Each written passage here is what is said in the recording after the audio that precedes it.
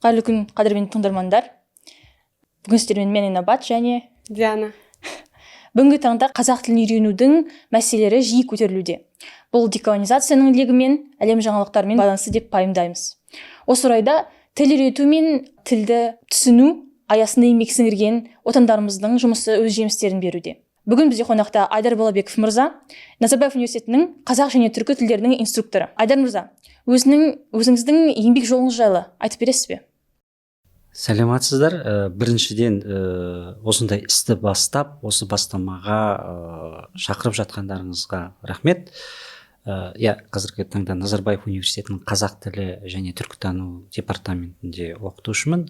Жалпы мен өзім еңбек жолымды 2001 жылы Алматыдағы республикалық қазақ тілі мен әдебиетін тереңдете оқытатын дарынды балалар мектеп-интернатынан бастадым. Жалпы осы қазақ тілін үйретуде менде бастауыш мектеп, орта мектеп және ересек адамдар және студенттер аудиториясында сол 2001 жылдан бері дәріс беріп келе жатырмын. Осы жылдардың нәтижесі ретінде атқарылған жұмыстарды енді 2001 жылдары тілді оқыту бізде қиын болды, өйткені ресурстар аз болды әрине. Ал қазіргі күнде ол Құдайға шүкір баршылық.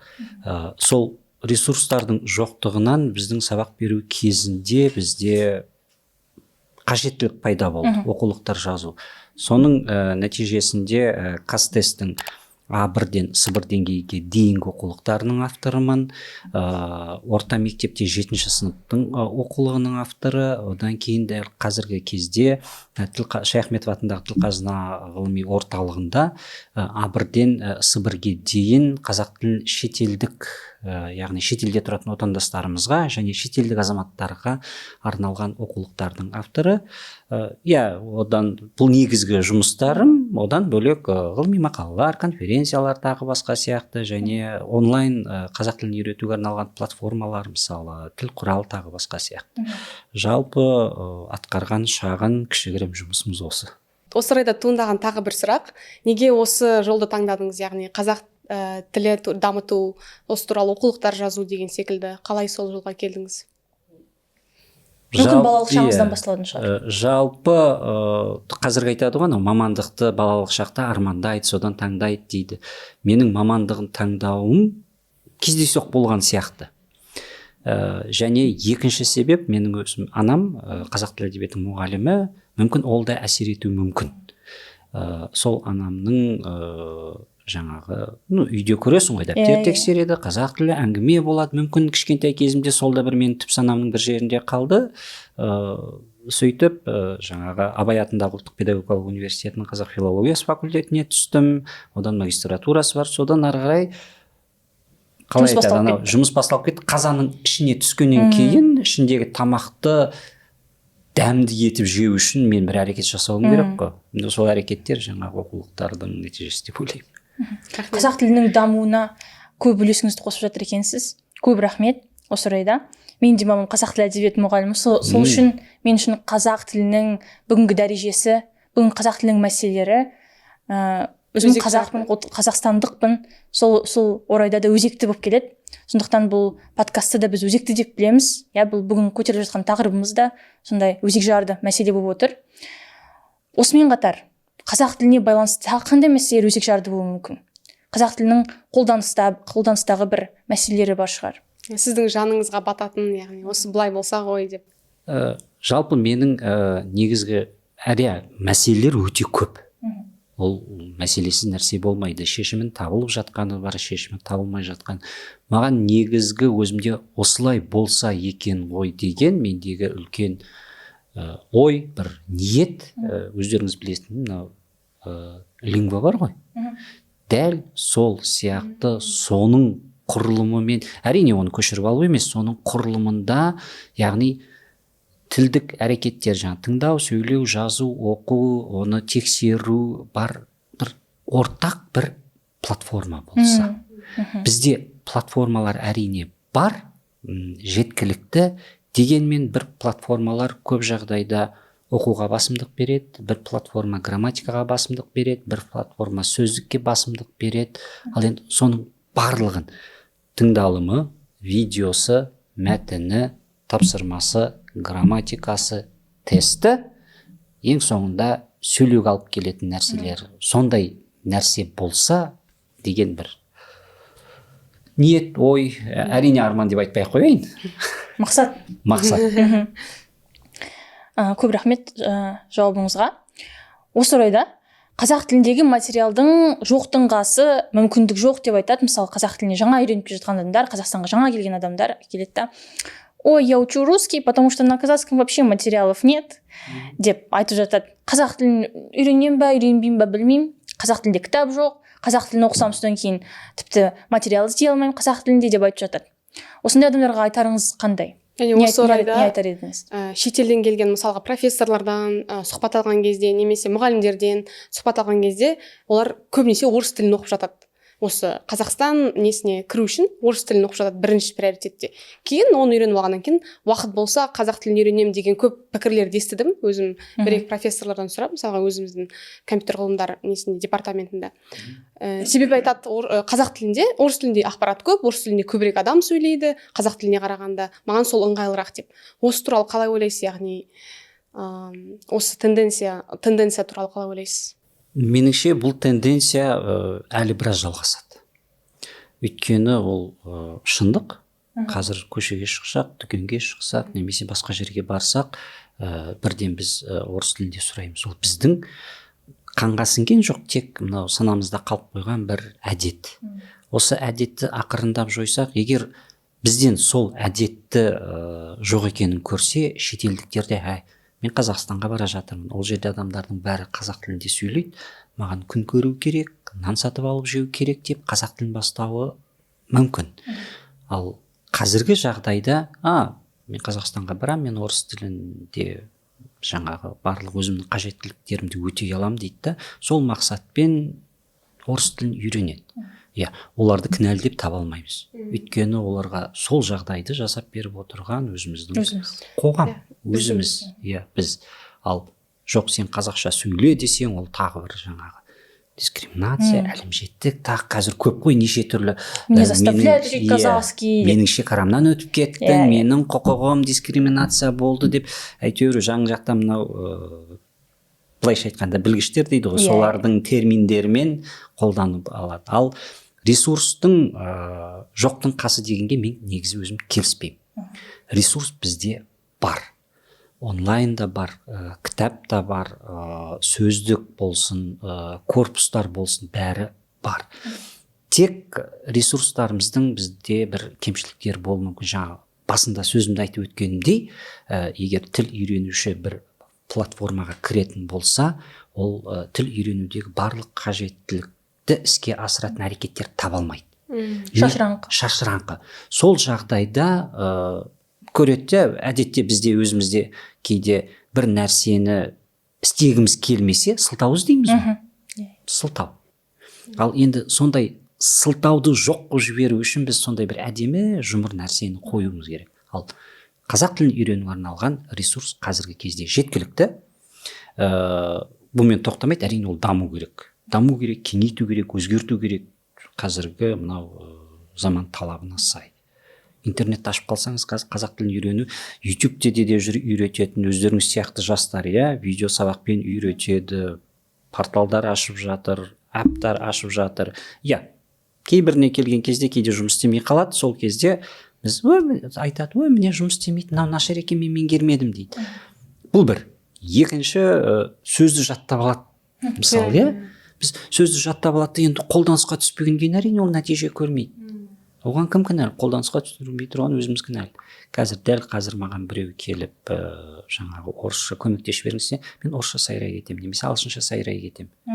Арасында бір-екі қазақ код switching жасап, қазақ сөзін қосуы мүмкін. Бірақ біз жығылып отырамыз. Ал бұл орайда міне отар сана деп жатады. Оның әсері бар ма? Әрине. Сол біздің солай жасауымыз, ол отар сана, сол КСР кезіндегі әрине бізге емес, біздің әке-шешемізге сіңірген нәрсе, қорқыныш бізге берілді ғой. Бір нәрседен қорқып тұру, ыңғайсызданып тұру, сол кездегі саясат бойынша орыс тілін білмесең нан тауып жей алмайсың, ал қазіргі ағылшын тілін білмесең нан тауып жей алмайсың, ал қашан қазақ тілін білсең нан тауып жей алмайсың деген тренд шығады. Иә, мысалы осы отар сана деп айттыңыз, иә, ол бәрімізге сіңіп кеткен. Осымен күресу үшін қазіргі қазақ азаматтарына, қазақстандық азаматтарға қандай өзіңіздің нелеріңіз болады? Кеңес. Енді мен саясаттан, әдебиеттен немесе тарихтан бір қалай, ол саланың маман емеспін, ал жеке азаматтық көзқарасым, жеке азамат, жеке қарапайым адам ретіндегі мен көзқарасым ол жай ғана сезіну керек, түсіну керек. Я, ол менікі. Бізде қазір мысалы мынау телефоным жерге түсіп қалса, жаның шығады ғой. Сол сияқты мынау менікі ғой деп бір жан ашудан басталса, меніңше сол отар сананы жан ашығаннан кейін сол санаңды өзіңнен шығара бастайсың. Көшедегі әй мынауны қазақша айтып жібер. Әрине оны бір нұсқап немесе бұйрық императив формада емес, бір амалын тауып сөйлеу, қолданысқа кіргізу. Қарапайым ғана қолданысқа кіргізсе деп ойлаймын. Басында жай рахмет, сәлеметсіз бемен бастаса да, оның өзі қанша сауап. Оның өзі қанша бір-екі сөз. Сәлеметсіз бе, қалың қалай, амансың ба, үй іші аман ба, мал жағдай қалай, бала шаға аман ба деген неше түрлі формаларын берсең таңғалады. Қазақ тілінде сонда барлығы сәлеметсіз бе дейді. Барлығы сәлеметсіз. Және осы орайда сіз айтып өттіңіз, қосымша болу қажет, немесе осындай кітаптар жазылып жатыр, қосымшалар қазақ тілін үйренуге, немесе сіз айтқан сияқты шетелдік қазақ диаспораларынан алған қазақ кітаптары. Осының барлығы мысалға банаға айтып өткен мәселемен, яғни отар сана, қазақ тілін көп қолданбайды, үйренбейді. Яғни осы кітаптардың, қосымшалардың барлығы қаншалықты қолданысқа ие, қаншалықты актуалды, қаншалықты сұранысқа ие деген қалай ойлайсыз сол туралы? Жалпы біздегі қазіргі ресурстар мүмкін ол кемшілік болуы мүмкін дұрыс жолға қойылмаған. Мысалы қазір ашып қалсаңыз, кез келген біздің онлайн платформа және кітаптардың 70-80%-ында оқулық тек орыс тілділер үшін ғана бағытталған. Орыс тілділер. Ал егер сол кітаптар ағылшын немесе басқа тілділерге арналған болса, бұл да бір отар санадан ақырындап шығудың бір көрінісі. Тек таза орыс тілділерге ғана бағытталу емес. Осы орайда қазіргі мынау жаңа өздеріңіз бағана айтып өткен шетелдіктерге арналған әмбебап оқулық қазақ тілінде жазылады, одан кейін 5 тілге аударылады. Әрине оның ішіндегі мәтін аударылмайды, тапсырма, енді тек инструкциялар ғана, нұсқаулықтар ғана аударылады түрік тіліне, орыс тіліне, ағылшын тіліне және парсы тіліне. Сондықтан міне бұл да бір кішігірім ғана жол деп ойлаймын. Мысалы платформа әптәрді жасаған кезде де тілді таңдаңыз дегенде қаз орыс көбінде. Әрине мен білмеймін, енді қазір бар шығар, қаз орыс және ағылшын тілін таңдау деген. Бізге көпке дейін тек қана қазақ орыс тілінің деген тіпті таңдауды бермейтін ғой. Жай орыс тілі деп береді. Барлық эптарда, барлық қосымшалардың барлығында орыс тілі дефолт. Біз кіреміз де ойбай қазақша қайда дейміз. Қазақстандықтарға жасалған эптің өзінде тек орыс тілі бар. Иә. Мысалы Каспидің әпінің өзі, қосымшасының өзі бір-екі жыл бұрын ғана қосқан шығар қазақ тілін. Қанша қолданысқа ие қосымша, бірақ қазақ тілін жақында ғана қосты. Оның өзі халық үндеуімен біз қаншама қақсадық, қанша айттық, осы неге қоспайсыңдар, неге істемейсіңдер, солай ғана. Осы орайда көрсету керек. Енді осы орайда сөзіңіз аузыңызда Каспи демекші, мысалы үшеуміз отырмыз. Мен өткенде бір семинарда болдым, қазақ тілінің мұғалімдерінде. Дәл осы мысалы күнделікті жиі қолданатын қосымша Каспи. Ал енді Каспиіңізді ашыңызшы дедім. Аштым да сұрадым, қанша адамда Каспи қазақ тілінде тұр? Қанша адамда орыс тілінде тұр? Қазақ тілінің мұғалімдері 80%-ның Каспи қосымшасы орыс тілінде.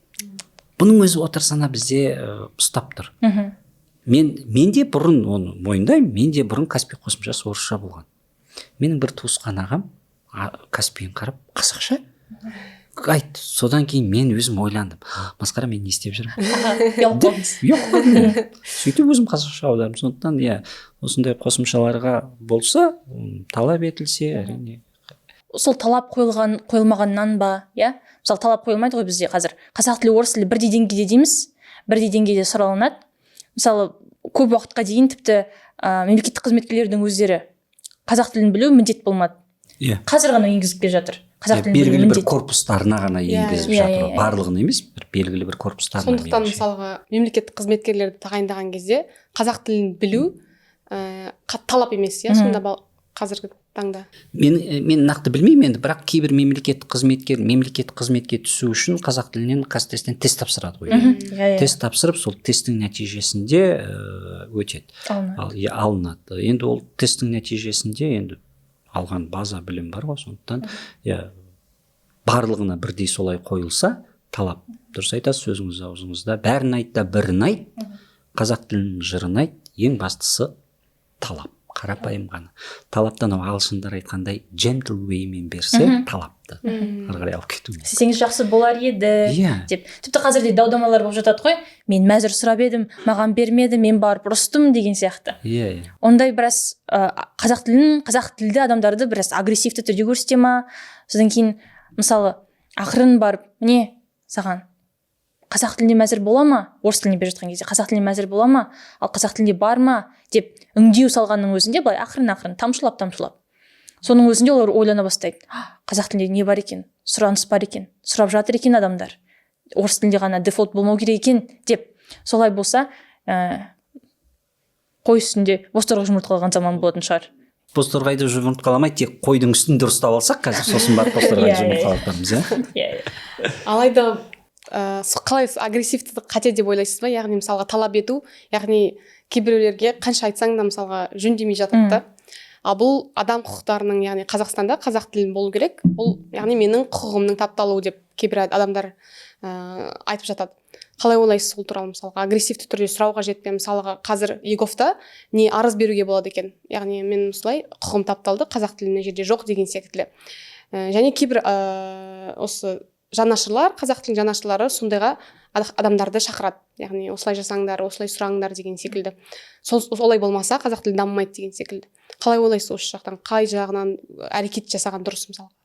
Ең бірінші бастысы меніңше сол мысалы жаңа халыққа қызмет көрсету орталығы, банктердегі жұмысқа алар кезде міндетті түрде екі тілді білу керек. Мысалы қазіргі шетелдік компаниялар жұмысқа іздегенде резюмені алған кезде міндетті түрде тілдің деңгейін көрсетіп қояды ғой. Бізде де әйтеуір қазақ тілінің деңгейін көрсетеді, бірақ жаңағы сейбір тағы бір ал шын мәнінде ол құжат түрінде жазалады, айтылады, бірақ қарым-қатынас жасай алмайды. Сондықтан бұл мәселені болдырмас үшін сол халыққа қызмет ететін кез келген маман екі тілді міндетті түрде жетік меңгеру керек. Әрине екінші бір тілді ол қарым-қатынас қолданыс ретінде. Сол кезде дау-дамай болмайды. Ал енді жаңағы құқық немесе басқа бір көзқарас жағында кейбір адамдар әдейі істейді. Әдейі сөйлемейді. Мен білмеймін, ал не істейсің? Оның құқы заңда қорғалып тұр. Сондықтан талап дейді ғой, сол талаптан жақтан барып қойса, оларға ақырын жаңағы әспеттеп, биязылап жеткізсе, осылай істесеңіз осындай болатын еді, себебі деп түсіндірсе болатын еді. Ал жеке өз басым жаңа анау видеоға түсіріп, мен қазақша сұрап едім, маған орысша жауап берді, мен құқым тапталды.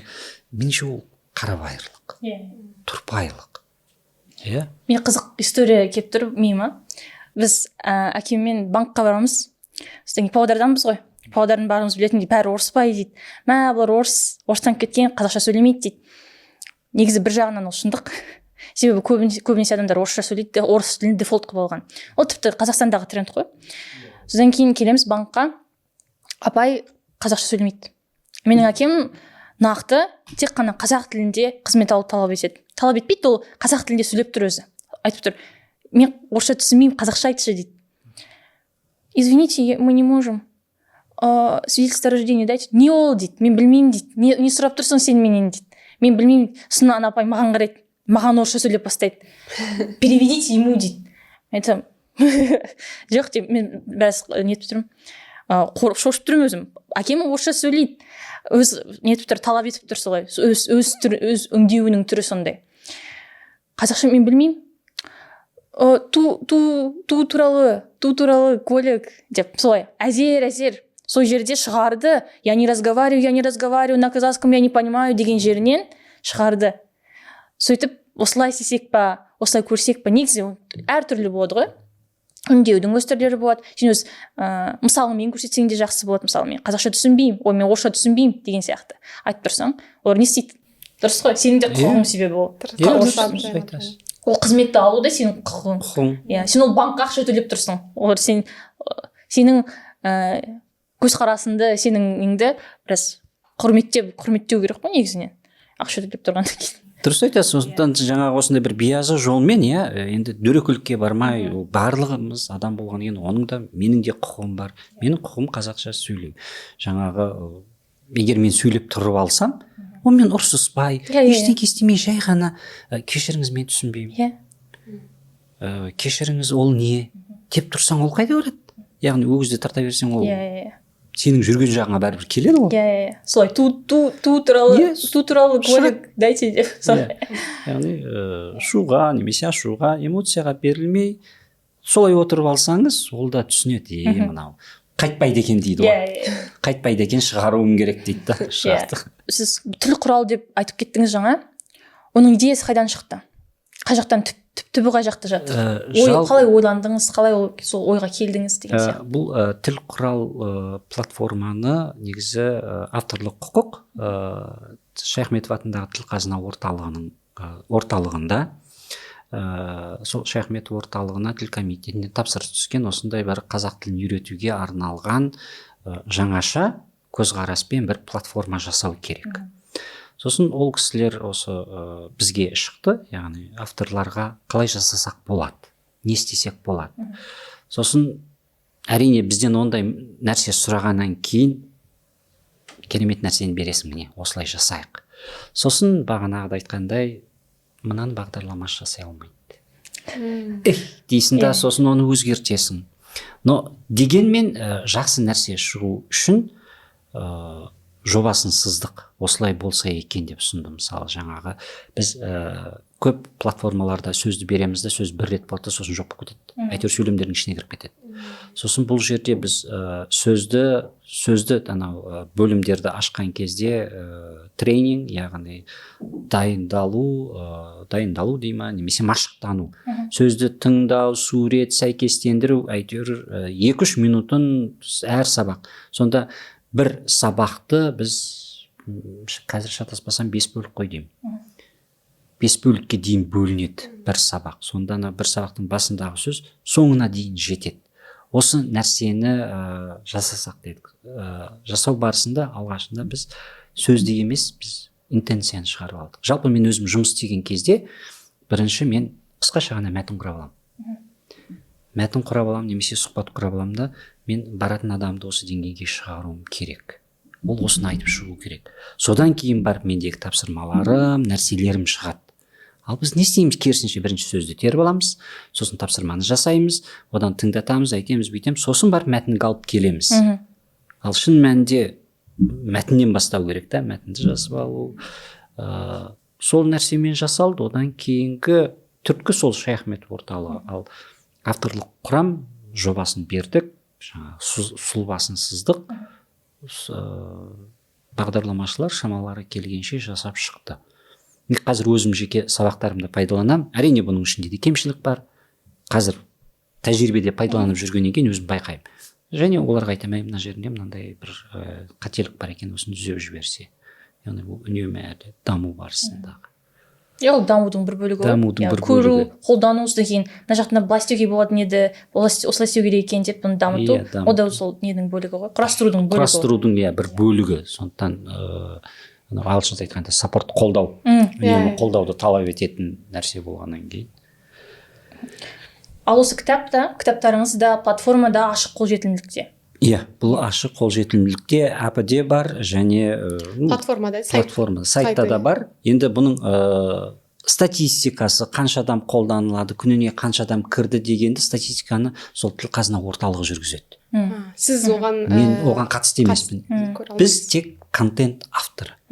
Біз береміз, контентті жасап береміз, ретін қоямыз, ал жаңағы статистика, кімді кіру, тіркелу, жарнамалау, оны сыртқа шығару, барлығы солардың жұмысы.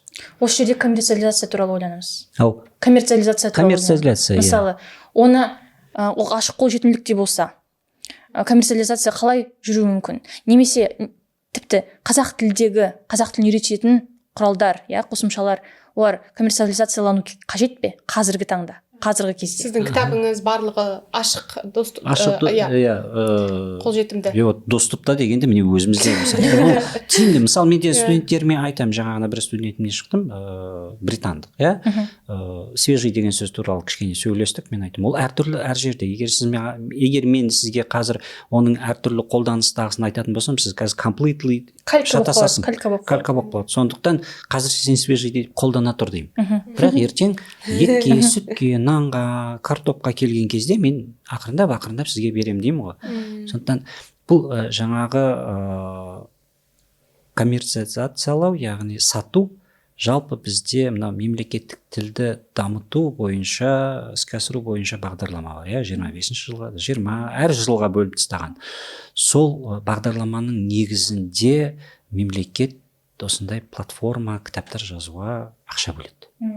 Яғни үкімет қаржыландырады. Біздің заң бойынша үкімет қаржыландырған нәрселерді сатуға болмайды. Өйткені үкімет осы тіл құралы үшін ақша берді, ақша жасады, бұл ашық қолжетімді болу керек. Ал кітап туралы, тіл құрал туралы, мысалға сіздің яғни еңбек жолыңызды зерттемегенше мен білмедім мысалы. Және сол секілді қатты мысалға адамдардың арасында қаншалықты тараған, қанша адам біледі деген секілді, сол жерде мысалға қаншалықты жарнама жүргізіледі деген секілді, сол жерде маңызды секілді да, яғни үлкен жасалған еңбек, яғни қанша уақыттар бойы жасалған, білу керек, көру керек, яғни өйткені мен сіздің платформаңызды қарап шықтым, негізі өте күшті жасалған, негізі барлық ауқымды қарастырылған, мысалға түрлі мультфильмдарды қазақшаға аударып, сондай қызықтыру мақсатында мен көрдім да бейне жазбаларды. Сол жеріне мысалға өте қызықты, және бұны көбірек адам білген, олар үшін де сауап секілді да, яғни сол жер кішкене ақсаңдайтын секілді. Бұл жаңа тіл құралы жалғыз мен емес, көптеген авторлар бармыз. соның ішінде анау А2, Б1 бір жекелеген сабақтар ғана болмаса, қалған бұл бір үлкен команданың жасаған жұмысы. Негізі мына тіл әлемі деген сайт бар. Сол сайтта кез келген бір сайтты ашқан астында серіктес компаниялар деп тұрады ғой. 2-3 сайттарда осы жүреді. Ал енді қаншалықты мына жергілікті халық бұл тілдік курстар бар ғой. Тілдік курстарда осы конференция, семинарлар өткізгенімізде біз үнемі осы сайттарда айтып отырамыз. Яғни мен бір мұғалімге айтамын, ол бір мұғалімге айтады, мұғалім өзінің студентіне, бір 10 студентіне пайдаланады, сөйтіп тарап жатыр. Ал енді ол сарафанный радио дейді. Қаншалықты бір жоғары деңгейдегі статистиканы тек сол жаңа орталық біледі. Кім кіріп жатқан. Осы орайда сіз мысалға қосымша жазған кезде, платформа жазған кезде үйрену және өзіңіздің ғылыми зерттеу жұмыстарыңызда халықаралық тәжірибеге сүйену қажет, себебі бұл тіл үйрену өте ауқымды, күрделі құбылыс деп айтып өткенсіз.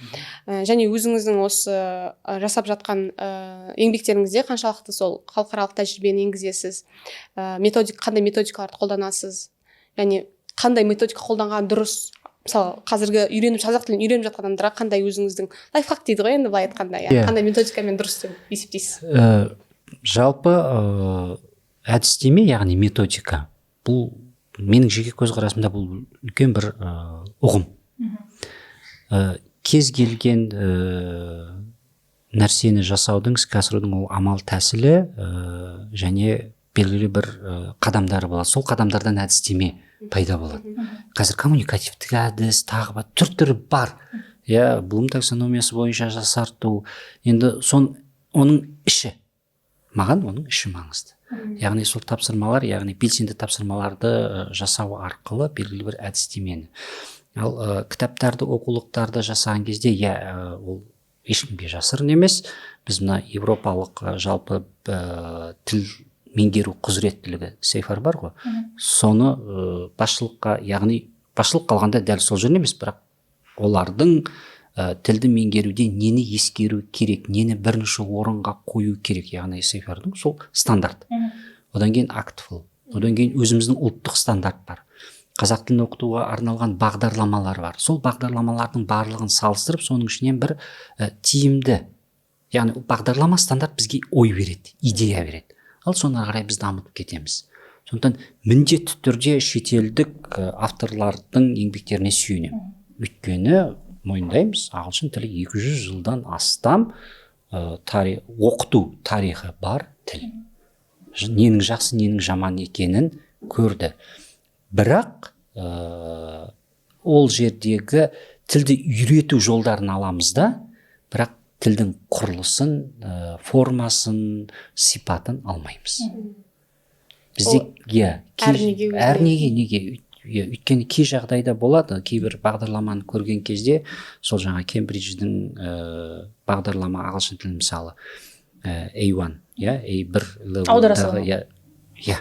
Мысалы бір грамматиканың өзі солай болып кеткен кезде шошимыз.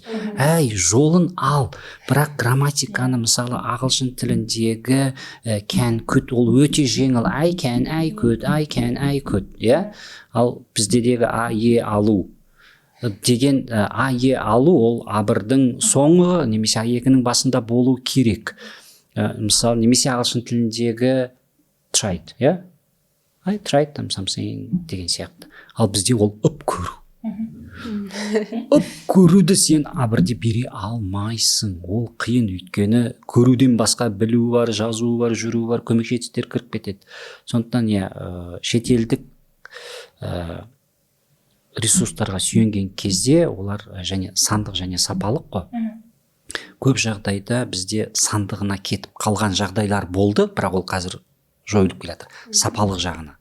Сапалық дегеніміз, яғни мысалы мына сөз қаншалықты белсенді, мына грамматика қаншалықты қай деңгейде жұмыс істейді, сондай зерттеулер бар. Ол біздің қазақ тілі әдістемесіндегі зерттеулерде де бар, шетелдіктерде бар. Сондықтан осылай салыстыру арқылы жасалады. Өйткені тіл тарихын, тілді үйрету тарихы оларда көп, оны мойындаймыз. Бірақ осы орайда тағы бір айтып кететін жайт, ол калька. Біз әдістерін аламыз, содан кейін кейде құрылымын да алып қоятын жерлеріміз болады. Міндетті түрде аламын. Орыс тілінен ондай толып жатыр. Қазір 5-тен 1 қазақша сөйлейтіндердің сол калькамен орыс тілінен тікелей аударумен сөйлесетін сияқты. Осы жерде не істеуге болады деп ойлайсыз? Қалай біз калькадан арыламыз? Осыншама жылдан кейін, осыншама біздің тарихымыздың болмысынан, ол бізге тән зат та, қаншама заттар кешірдік басымыздан, қазақ халқы, қазақ жұрты ретінде. Осы калькадан қалай арыламыз? Калькасыз қалай сөйлейміз? Күнделікті тұрмыста қарапайым халық дейміз ғой. Ауызекі сөйлеу стилінде біз кальканы жақын күнде алып тастай алмаймыз. Ол шықпайды. Кальканы ол оқулықтан бастау керек. Егер оқулықтағы жазылған сөйлем, мәтін тағы басқалары қазақ тілінің табиғатына сай жасалатын болса, мысалы 1-ші класстың баласы келіп кітапты ашты. Ол жаңағыны оқыды. Қазақ тілінің табиғи жолымен жасалған, табиғатымен жасалған сөйлемді. Ал ол ата-анасынан соның калькасын естіді. Сосын ол ата-анасын түзейді. Мама, папа, олай емес, былай айтылады ғой. Сөйтіп жаңағы 1-ші, 2-ші, 3-ші, сөйтіп мектеп бітіргенше ол сөйтіп ақырындап келеді. Ал сөйлеу тілінде ол ешқашан кетпейді. Мысалы, гибрид сияқты ғой. Мысалы, ағылшын тілі гибридті тіл. Француз тілі де бар, неміс тілі де бар. Сол сияқты сөйлеу тілінде мысалы сізде бізде вообще то жені 1000 рет айтамыз. Ол одан тіл кедейленіп қалмайды, одан біз құндылығымызды жоғалтып алмаймыз. Біздің тарихымыздың несі болып тұрады? Жарылып тұрады, көрсетіп тұрады. Мына жақта болды, бұндай кеңес үкіметінің несі болды деген сияқты. Бар деген нәрсені бүйтіп сигнал беріп тұрады, ал анау байланыстырушы конжакшн ретінде қолдана береді. Мен оған қарсы емеспін. Бірақ енді кальканы жою үшін сондай ақырын жазудан бастау керек. Мектептің баласынан, балабақшадан. Әдебиеттен бастаймыз ақырын. Енді жоқ, тіл үйрену әдебиетінен. Тіл үйренуге арналған оқулықтар. Оқулықтардан. Осы мысалға бұрында кітаптардың барлығы сол КСРО не методикасымен, әдістемесімен жасалған деп қазір өзгеріп жатыр, сол қазіргі өзгеріп жатқан ол көбінесе осы европалық әдістемелер болып жатыр ғой негізінде. Сіз осыны дұрысырақ деп қолдайсыз. Өйткені қазір кейбір адамдар, кейбір ата-аналар түсінбей жатады да, мысалға қолдамай жататындар бар, мынау мысалға дұрыс үйреншікті емес жаңа зат болғаннан кейін кішкене сондай қарама қайшылықтар туындап жатыр да негізі. Иә, ол қарама қайшылық кез келген жаңа нәрсе келген кезде қоғамда бір қарсылық болады. Үйреніп қалған нәрсеңе сізде мысалы өзіңіздің комфорт зонаңыздан кейде шыққыңыз келмей қалады ғой, сізге жаңа нәрсені әкелген кезде. Кеңес үкіметінің әдістемесінің мықты жағы да бар. Соны алып қалу керек. Ал оның ішіндегі жаңағы отар санаға алып баратын жерін алып тастау керек та, шынайы білім беретін жағын алып қалу керек. Европалықтан да олардікін де бір керемет. Оның ішінде де отар сана бар. Соны алып тастап, таза тілге бағытталған жерін алу, идеологиясын шығарып тастада, соны алып теңестіріп алып жүру керек.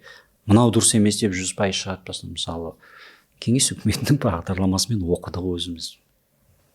Әрине, кемшіліктері. Очень зият керек та түсінуге. Түсіну керек. Қате, мынаның бұрыс, мынаның дұрыс екен. Иә, дұрыс, бұрыс екенін, сосын соны алып шығатындай, мына біздің халыққа жат қой, бұл келмейді. Бұны алып тастау керек. Мынау бұл жалпы адамзаттық алу керек. Осыны өзімізге сөйтіп жасау керек. Critical thinking дейді ғой. Қазір бар айтып жатыр. Қазір бізде ол сыни ойлау тұрғысы бізде мода ғой. Тренд. Иә, 8 миллиард адамның барлығы жаңағы сыни тұрғысынан ойлай алмайтын шығар. Әлде ойлай ма? Неге біз бүкіл балаларымызды сыни ойлау тұрғысынан сол дағдыны дамытуға бірінші сыни ойлау тұрғысы ол привилегия сияқты. Біз барлығымыз бір баблдың ішінде өмір сүреміз. Дұрыс па? Сол баблдың ішінде кейде басқа баблдарды қарастыруға мүмкіндігіміз болмай қалады. Әртүрлі заттарға байланысты болады ол. Әртүрлі заттармен байланысты. Мысалы, мүмкіндігі болмайтын шығар. Мүмкін қаражаты болмайды. Есе барысы келмейді оның. Оның барлығы привилегия, бұның барлығы бір сіздің тұрғыдан ойлау деген ол бір шешім. Сен оны өзің қабылдайсың. Мен сіздің тұрғыдан ойлағым келеді. Мен бір қатып қалған бір ойым бар деген емес. Бірнеше ой бар. Ал мен осы ойлардың ішінен өзімдікін таңдаймын деген сияқты. Таңдау. Өмір сүру, қажеттілік айналдыру, яғни себебін, салдарын білу және нәтижесін білу. Ал не біз қазақ тілін үйренуде бөлімдерге бөліп жатамыз, С1, Б1 деп айтамыз ғой. А1, А2, Б1, Б2 деңгейлерге бөліп жатамыз. Осы орайда қанша уақыт алады әрбірі шамамен? Олар ағылшын тілінен бірдей емес қой? Иә. Әрине. Қазақ тілі күрделірек. Күрделірек қой, өйткені өзіңіз ойлап қараңыз, бір ілік септігін алатын болсаң, ол жерде 6 форма тұр. Анау 6 форманы отырғанша, менде ағылшындық, британдық студенттерім болады, Russian handwriting makes me crazy деген сияқты. Қазақ тілінің жаңағы 6 түрлі формасы кейде оларды шатастырып жібереді. Өйткені мынадан жаңа үндіден кейін мынау жалғану керек, ұяңнан кейін мынау жалғану керек, дауыстыдан кейін мынау жалғану керек, оның арасында жуан жіңішкесі бар, тағы, иә. Сондықтан жалпы орта шамамен 2-3 айда нан сұрап шығару деңгейінде болады. Ал қазіргі кезде сіз маған келе қалыңыз, 10 күннің ішінде қазақ тілін үйретемін, сіз маған келе қалыңыз, 2 айдың ішінде мен сізді жоғары деңгейге көтеремін. Болмайтын нәрсе. Бұл мен өзім жұмыс істеп жүрмін. Менің бір 4 жыл болды, бір студентім 4 жыл оқып, қазір B2 деңгейіне енді жетті. Әркімнің өзінің легі бар. Және бұл жерде әркімнің өзінің легі, әркімнің өзінің қабылдауы, әркімнің өзінің деңгейі және уақыты, әртүрлі факторларды есептеу керек. Осы орайда тағы сұрағым келген, мысалға шетелдік студенттер, сізде осы қазақ тілін үйреніп жатқан шетелдік азаматтар, солардың мысалға несін айтып өтсеңіз, мотивациясын, неге олар қазақ тілін сізге айтты ма сол туралы? Яғни қазіргі орыс тілінде сөйлеп жатқан Қазақстан азаматтарына мысалға кішкене бір үндеу болатындай мысалға. Менде университетте өзімде KFL, Kazakh as a Foreign Language деген бар. Маған келеді, енді ол өздеріңіз білесіздер, ол міндетті compulsory. Undergrad студенттерге compulsory, олар сол үшін келеді.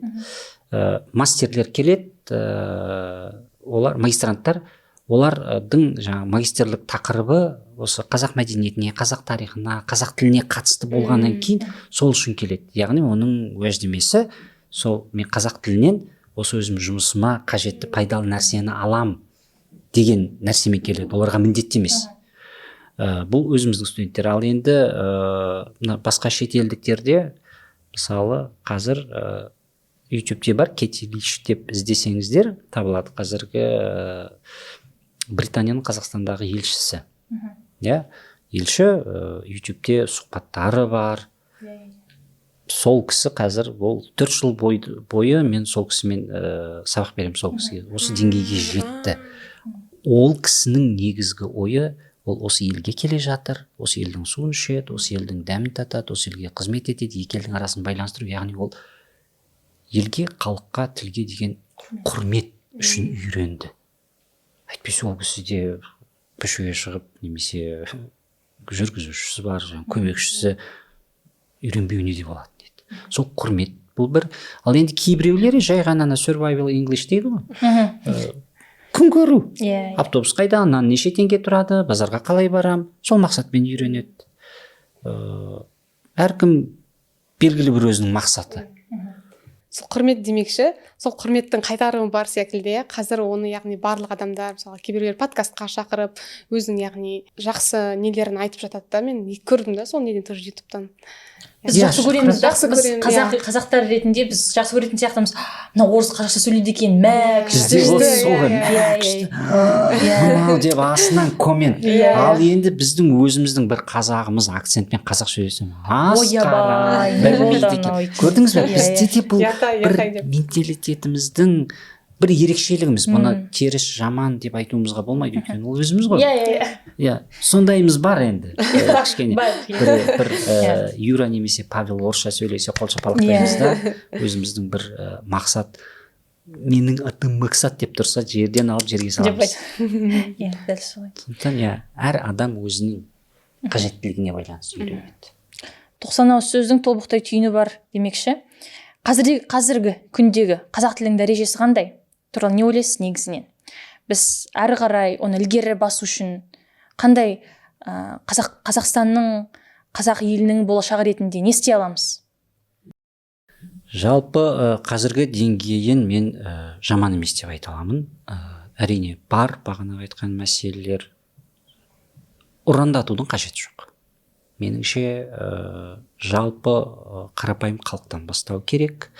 Егер Маша деген кісі келіп министрге қазақша сөйлеп тұрса, ал министр қазақша білмейтін болса, мәселе сол кезде шығады. Сондықтан тілді үйрету төменнен, біз қазір жоғарыдан бастап қателік істедік. Жоғарыдан емес, төменнен басталу керек сияқты. Халықтан басталса, халық сұраған кезде ол талап береді. Сондықтан осыны дамытуда жолға қойса, төмен халықтан бастаса, одан кейін осындай ресурстарды жаңағындай бір толық, completely, жинақы, әдемі,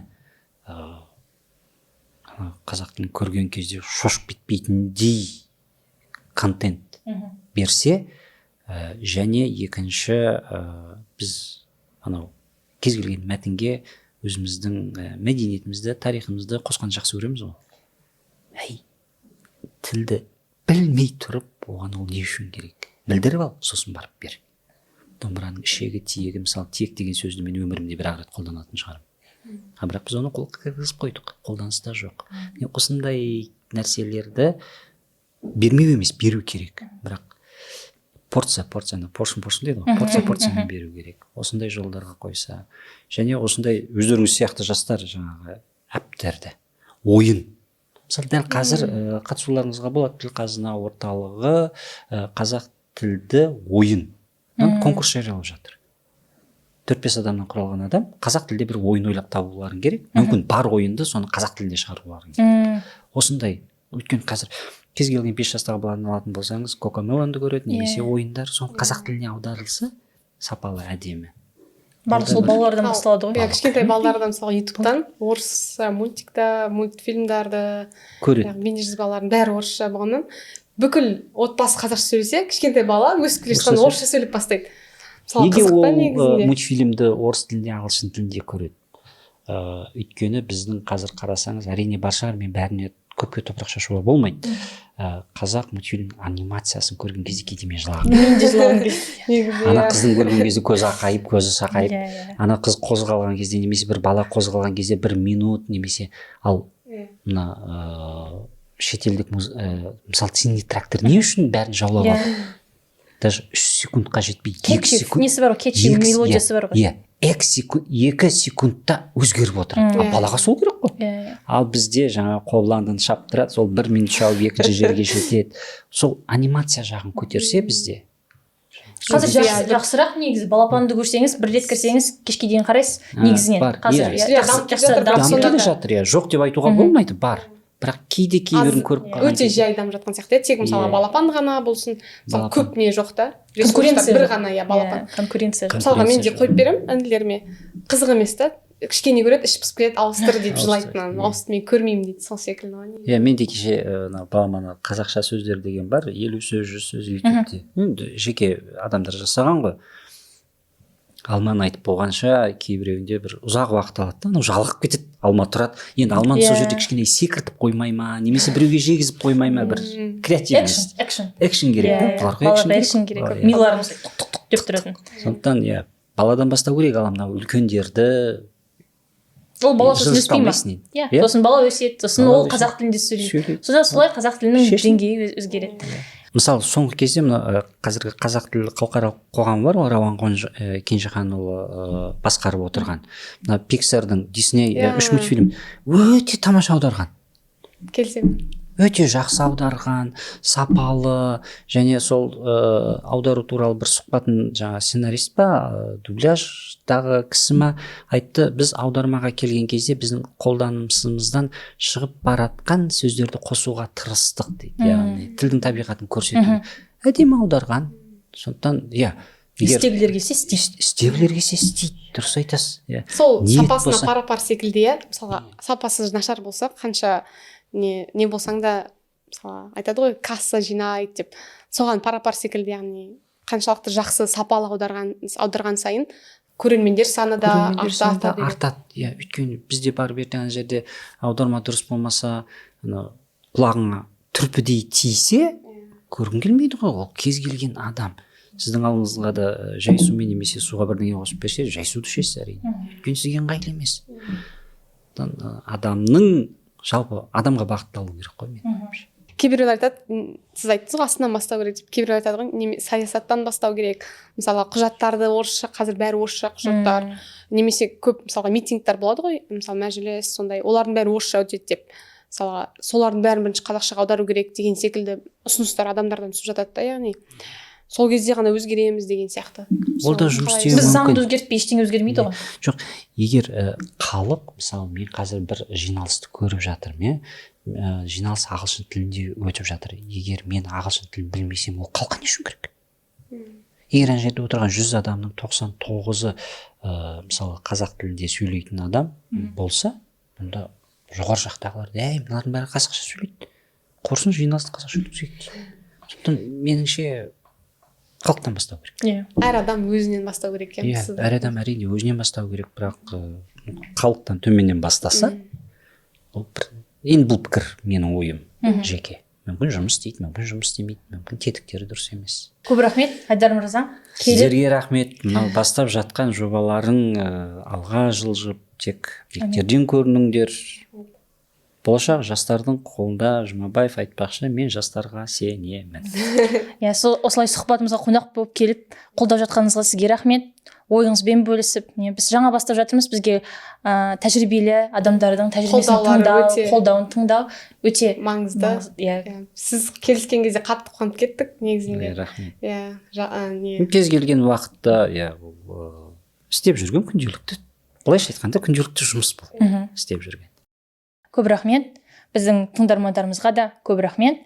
Қазақ тілінде сөйлейік, қазақ тілінде дәріптейік, және қазақ тілінде ақпаратты, әдебиетті, оқулықтарды таратайық. Көп рахмет. Сау болыңыздар.